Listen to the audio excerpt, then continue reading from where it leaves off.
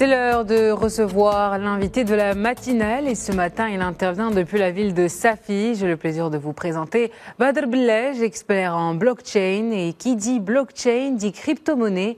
Ensemble, nous allons évoquer la montée en puissance des monnaies virtuelles et leur avenir au Maroc. Bonjour Monsieur Belej. Bonjour, merci pour l'invitation. Merci à vous. Nous vous avons présenté comme un expert en blockchain. Pour les non-initiés qui nous suivent, pouvez-vous nous expliquer ce concept et nous parler brièvement des mécanismes derrière les crypto-monnaies? Ok, donc la blockchain, c'est normalement l'ensemble des techniques sous-jacentes aux crypto-monnaies. C'est la technologie qui permet que la crypto-monnaie opère d'une façon décentralisée sans avoir besoin d'une autorité ou de quelconque instance de contrôle.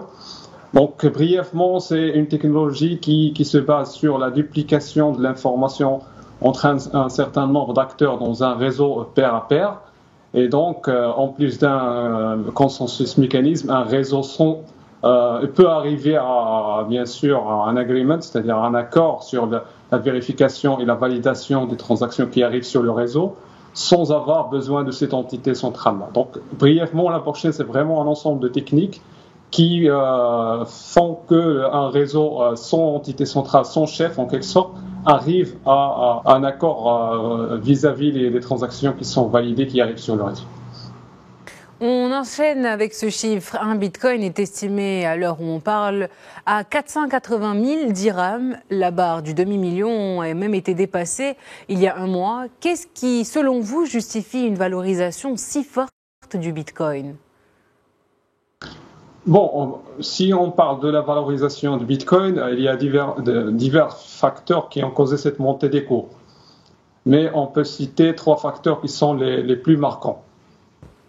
Le premier facteur est l'intérêt croissant des institutions financières. Il faut rappeler que d'abord, il y a eu l'implication de PayPal. La banque américaine a lancé fin octobre un service d'achat et de vente des crypto-monnaies. Il y a aussi l'implication des fonds d'investissement parmi lesquels on trouve par exemple MicroStrategy ou encore Raffer. Alors déjà, MicroStrategy, elle a investi à peu près 2 milliards de dollars entre 2020 et 2021. Donc c'est une somme colossale et bien sûr sans oublier l'investissement de 1,5 milliard de dollars qui a été investi par Tesla. Le mois passé, bien sûr, une annonce qui a été accompagnée par beaucoup de médiatisation, chose qui a lancé en quelque sorte une boule de neige qui n'a cessé de rouler. Le deuxième facteur est le climat actuel d'incertitude suite à la pandémie. Donc, de nombreux investisseurs actuellement traitent le Bitcoin comme un actif refuge, un peu comme l'or. Et donc, le Bitcoin profite grandement de l'incertitude aussi sur l'avenir des monnaies, parce qu'il y a actuellement en quelque sorte une bulle monétaire. Et donc le Bitcoin est de plus en plus choisi pour diversifier un portefeuille et réduire la dépendance au système financier traditionnel. Je rappelle aussi que Tesla, lors de son investissement en Bitcoin, il a justifié cette action par le fait qu'il veut diversifier ses actifs et donc pour avoir bien sûr plus de sécurité. Un troisième facteur qui est très important mais qui est souvent sous-estimé, c'est le fait qu'il y a des taux d'intérêt actuellement très faibles, voire négatifs, surtout pour tout ce qui est obligation. Je m'excuse. Chose qui fait que les investisseurs choisissent d'investir dans des assets qui sont plus rentables comme le Bitcoin, même s'il y a un risque, parce qu'on sait là où il y a le risque normalement, là où il y a le profit. Donc les gens essaient d'éviter d'avoir, bien sûr, d'investir dans des bons avec un retour très faible, et migrent plutôt vers ces actifs-là, surtout le Bitcoin. Et donc, ces trois facteurs, grosso modo, c'est les facteurs qui ont poussé cette montée en flèche. Mais un quatrième facteur, on peut dire que secondaire, c'est le fait que personne ne connaît la valeur réelle de Bitcoin. On ne peut pas justifier quelle est la valeur réelle parce que Bitcoin, c'est une monnaie qui est rare.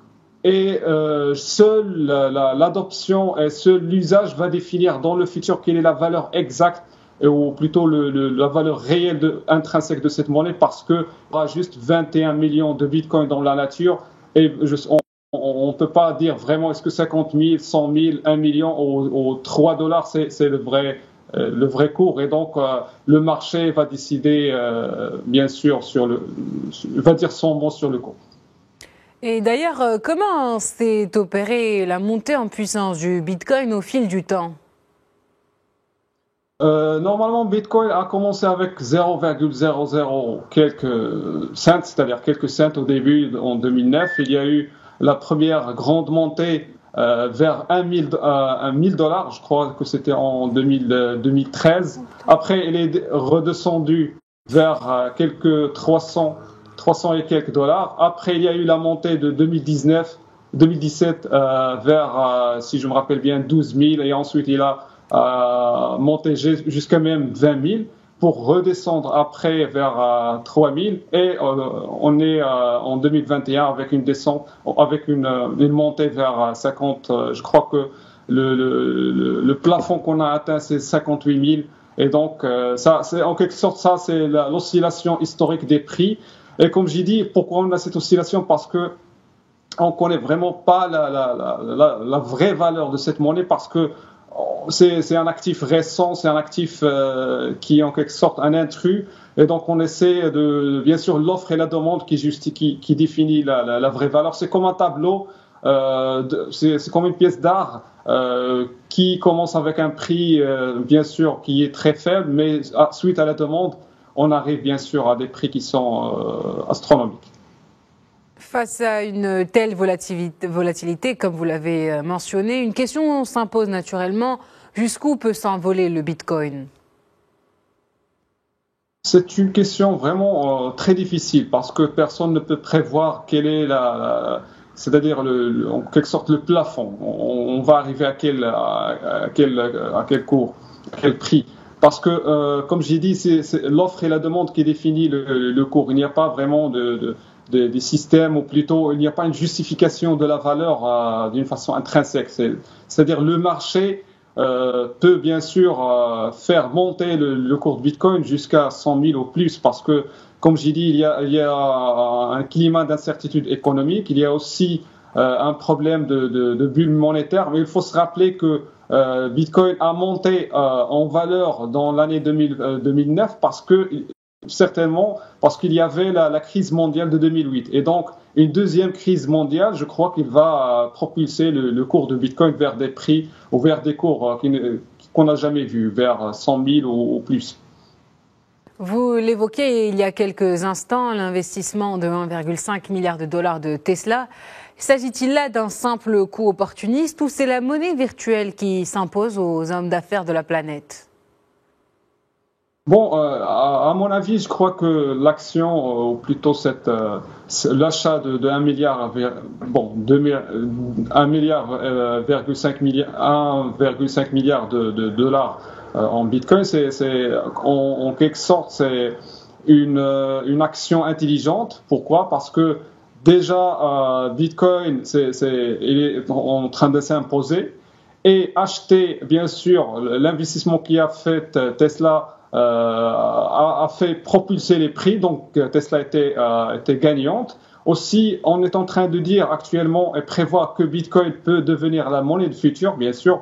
Il y a un long trajet, mais la monnaie a confirmé sa résilience, a confirmé qu'il est vraiment une monnaie fiable qu'on peut utiliser. Bien sûr, je parle techniquement, je ne parle pas des aspects de volatilité et autres. Ça montre que c'est une technologie qui est là pour rester et donc en quelque sorte Tesla a fait, ou plutôt Elon Musk, c'est parce que c'est le monsieur qui a quand même qui a fait cette décision, a prévu, bien sûr, a fait en quelque sorte une projection future de dire voilà, Bitcoin c'est quelque chose qui va monter et il avait raison parce qu'ils ont fait l'achat, je crois, dans les 40 000 et juste une semaine après on a atteint 50 000, donc ils ont fait quand même un rapide juste dans une semaine ou quelques. Et donc, dans le long terme, je crois que cet investissement va faire un grand retour à Tesla. Mais il y a juste un petit problème, c'est que actuellement le cours Tesla il est en train d'être corrélé au prix de Bitcoin. Donc, une fois le prix de Bitcoin monte, le cours Tesla monte et vice-versa. Vous parliez de montée. Qu'est-ce qui, selon vous, en parallèle ou plutôt en revanche, pourrait le faire chuter? Bon, qu'est-ce qui va le faire chuter, c'est la disparition de la demande. Et donc la disparition de la demande peut être bien sûr provoquée par plusieurs actions, par exemple, je ne sais pas, des actions hostiles de la part des gouvernements, par exemple des interdictions au niveau étatique, il y a quand même des news qui sont négatives, par exemple faire tomber des exchange markets, c'est-à-dire les marchés sur lesquels les utilisateurs ou les individus achètent ou vendent Bitcoin. Mais comme j'ai dit, quand même, ça va faire chuter Bitcoin vers juste un cours qui est plus bas, mais ne va pas le rendre nul, c'est-à-dire ne va pas nullifier, ni bien sûr rendre Bitcoin acheté ou vendu à $0. C'est ce qu'on a cru en 2017.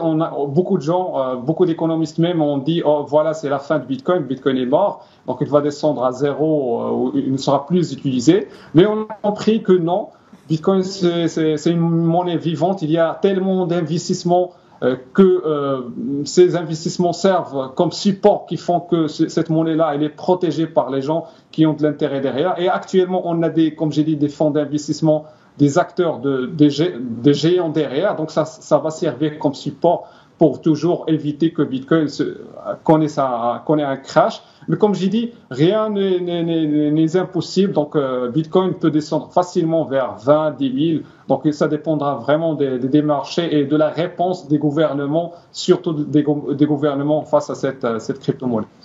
Justement, on a assisté en 2017 à une véritable levée de bouclier de la part de la Banque centrale qui avait appelé à la méfiance sur les crypto-monnaies qui n'ont d'ailleurs toujours pas de droit de cité au Maroc.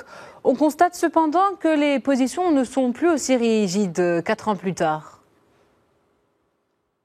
Bon, quand même, il faut clarifier la position parce qu'il n'y a pas eu de changement de position et il faut quand même comprendre la situation actuelle. Certes, le Maroc a annoncé l'interdiction des crypto-monnaies via le communiqué que vous avez cité, qui a été signé par le Banque Maghreb, l'AMMC et l'Office d'échange.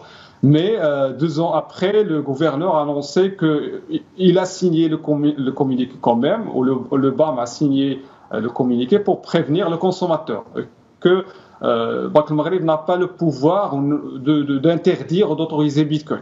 Et donc, il a aussi affirmé que Banque Maghreb a un roadmap digital dans lequel les crypto-monnaies et Bitcoin figurent. Et donc, déjà, cette dernière décision de former un comité pour étudier le sujet de la CBDC, ce qu'on appelle la monnaie digitale des banques centrales, est tout à fait normale. Et donc, bien sûr, ça s'inscrit dans le cadre que beaucoup de banques centrales à travers le monde étudient cette question d'avoir ce qu'on appelle une CBDC.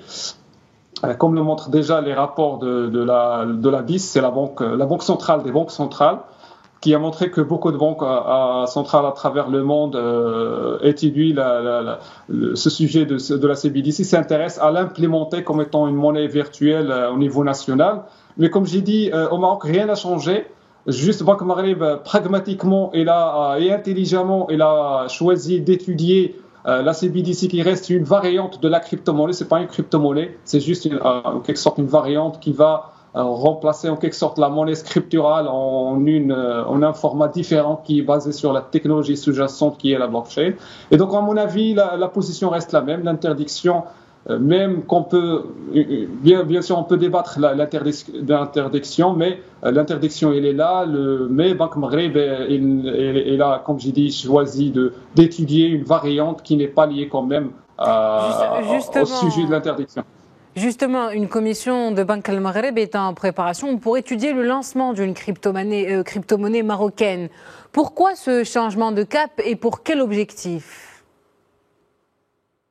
Normalement, selon mon étude personnelle, ou ma étude personnelle, ou ma lecture personnelle c'est-à-dire de leur annonce, je crois qu'ils vont partir vers le sens d'étudier la question de la CBDC, dans le sens de l'utiliser comme ce qu'on appelle wholesale CBDC, c'est-à-dire une CBDC ou une monnaie virtuelle électronique de gros. c'est-à-dire entre la banque centrale et entre les banques commerciales, mais non pas comme une monnaie digitale qui sera un dirham qui sera utilisé par la population. C'est ma propre lecture. Et donc je crois pourquoi ils vont dans ce sens-là, parce que la CBDC en quelque sorte présente plusieurs avantages. Bien sûr, c'est une monnaie sécurisée, technologiquement parlant. C'est une monnaie sécurisée, c'est une monnaie très rapide à utiliser, c'est une monnaie qui peut booster l'innovation, parce que là, on est en train de parler d'un concept qui est très important, c'est la monnaie programmable, the programmable money, c'est-à-dire d'avoir une monnaie dans laquelle on peut, ou sur laquelle on peut agir, on peut définir en quelque sorte les clauses de dépenses, n'importe quelle politique de la Banque centrale, on peut l'implémenter en quelque sorte sur une CBDC. Il y a même la Banque de Chine actuellement travaille sur un projet de l'yuan électrique, et la Banque centrale prévoit d'utiliser cette monnaie-là dans le sens où elle peut renforcer sa politique monétaire, c'est-à-dire imposer à la population des règles, par exemple, de dépenses ou d'épargne de cette monnaie-là, et ça va donner plus de contrôle aux banques centrales. Et donc, tous ces avantages-là font que les banques centrales actuellement s'intéressent plus, bien sûr, à cette monnaie-là, sans oublier le problème du cash au Maroc, bien sûr, avec un rêve de devenir un pays cashless, mais comme j'ai dit, moi, je lis l'annonce comme étant juste une monnaie wholesale, c'est-à-dire deux grands entre les banques, mais rien n'empêche si le projet, bien sûr, déjà, c'est juste un comité d'études. Donc, si l'étude est favorable et on commence vraiment à mettre le projet, déjà la Banque de France a fini ses essais sur une CBDC similaire. Donc, si on fait nos tests et on implémente une CBDC, je crois que une fois la CBDC de gros est validée, pourquoi pas ne pas penser à mettre en place une CBDC, un e-dirham qui est de détail qui sera utilisé par la population. Merci, Monsieur Belej, pour ces précieux éclairages. Je vous rappelle que vous êtes expert en blockchain. C'est la fin de notre invité de la matinale. Merci de l'avoir suivi. Vous pouvez toujours retrouver nos contenus d'information